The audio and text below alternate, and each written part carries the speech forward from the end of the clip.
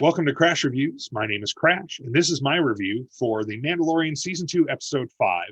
This will be my spoiler review. This will be the one where I discuss spoilers. I have a spoiler-free review that went up yesterday. This will be my spoiler review where I talk about everything that went on in the episode. So if you have not seen the episode, I definitely recommend not watching this video yet. Go watch the episode, then watch the video. If you haven't seen the episode yet and you want to learn a little bit about it, I do have my spoiler-free review up. But this is my spoiler review. Wow. I paused this episode probably 6 or 7 times to geek out over various things. I geeked out about Ahsoka. Ahsoka Tano coming in from Clone Wars and Rebels, seeing it in live action. Rosario Dawson knocked this part out of the park. Absolute home run. She even had the voice inflections down, the way Ahsoka talks in Clone Wars and in Rebels. And she even had the voice inflections. She had the mannerisms, the little smirks and smiles. She was absolutely perfect, in my opinion.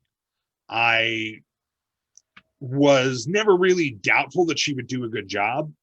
Especially with how good Mandalorian Season 1 was, when it was rumored that she was going to be playing Ahsoka in Season 2. I never doubted that she would do a good job, but I did not realize or think that she was just going to completely embody the character. I did not see Rosario Dawson on that screen. I saw Ahsoka Tano. And fantastic. I paused the show a number of times when we got Baby Yoda's name, which is Grogu, which I think is absolutely adorable. I loved the way he would turn when Mandalorian would say his name. He would say Grogu, and he would and turn and look up. Absolutely adorable. I love this episode so much. We got a direct statement about Grand Admiral Thrawn. So I don't know if he'll be in this series or if that's going to play into the spin-off that has been rumored. There's been a number of rumors that they were going to spin off into other shows off of this. And I think we could get that. We could get Ahsoka on her quest to take down Grand Admiral Thrawn.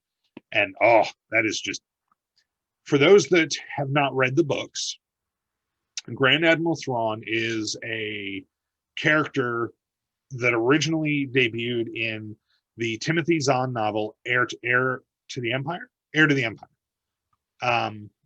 And he later came into Star Wars Rebels. Definitely Star Wars Rebels. I don't remember if he was in Clone Wars. I think he was. Been a while since I've watched it. So off the top of my head, I can't remember if he was in it, but I believe he was in an episode or 2.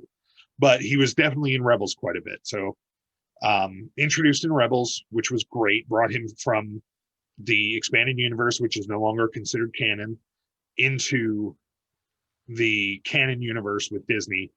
But Grand Admiral Thrawn is a strategist. He studies the art of alien races to learn how their species thinks, because they craft art according to paths of thought, and he studies their tactics.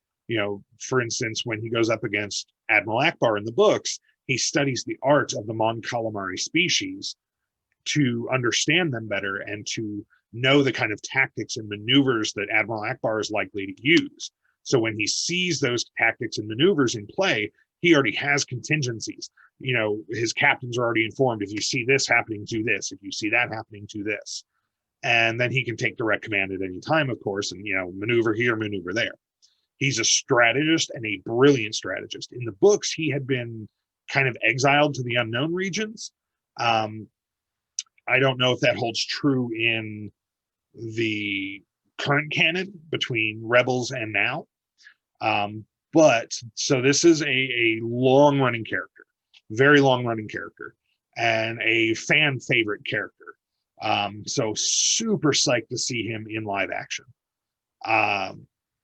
So we've got direct confirmation of him. Ahsoka Tano is hunting him. We've got Baby Yoda's name as Grogu.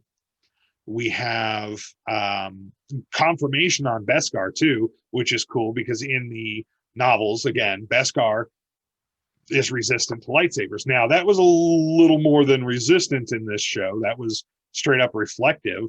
So that's kind of interesting. In the books, Beskar was resistant enough that Boba Fett could catch a lightsaber and punch Jaina Solo in the mouth and put her on her butt when he was training her to fight other Jedi, or fight dark Jedi rather. And so it was resistant in the novels, but not like straight up reflective like it seems to be in this. But that's fine. It's, it's a foil for the lightsaber, for the, overpoweredness of a lightsaber. I'm good with it. But we definitely saw direct, that directly reflecting Ahsoka's lightsaber off of first Mando's armor, and then the despot. I can't remember her name. I don't know if her name was given. I don't recall her name, but yeah, and then take him to the Jedi Temple. Then she confirmed the existence of other Jedi out there, which could bring in Ezra Bridger from Star Wars Rebels. It could bring in other Jedi from the expanded universe.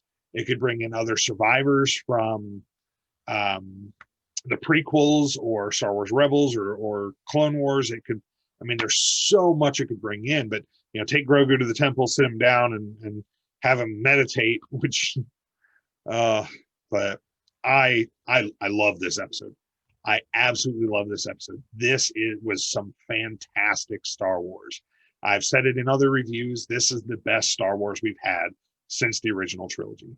And it even feels like the original trilogy in the way it's filmed and the way it's shot, in the amount of practical effects. It feels like the original trilogy, like the way Ahsoka's lightsabers ignited.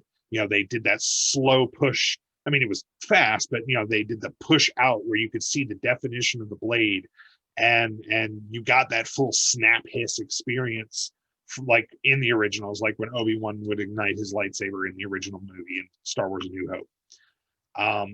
I geeked out on that hard. It evoked those childhood memories of mine from watching the original trilogy a million times, wearing out the tapes and having to buy new ones. I love this episode. Perfect, like A+ for me. It was fantastic. Her interaction with Grogu, Mandalorian, Mando's interaction with Grogu, the taking down of the corrupt, despot and her guards and goons. Oh, HK-87, direct reference to Star Wars: Knights of the Old Republic. There was a character in that, an assassin droid named HK-47. He was that was his model number, and that was his name in the game. And we got a direct reference to Knights of the Old Republic, HK-87 assassin droids. That made me geek out too. I paused and I was like, I unabashedly love this episode. This was utter and complete fan service to all of us fans who have stuck with the show through good and bad. Not show, but the Star Wars universe, through good, through bad, through great, through awful. I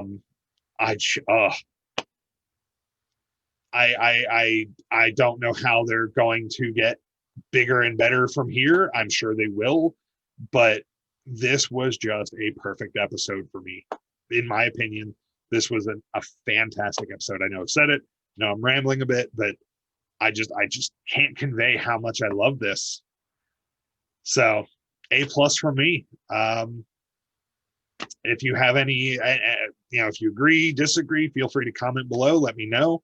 Thank you for watching this video. If you like this video, make sure to hit subscribe, hit the like button, hit the notification button. I said those out of order, so you don't miss any uploads from me. And until next time, I've been Crash, and this was my spoiler review for The Mandalorian Season 2, Episode 5.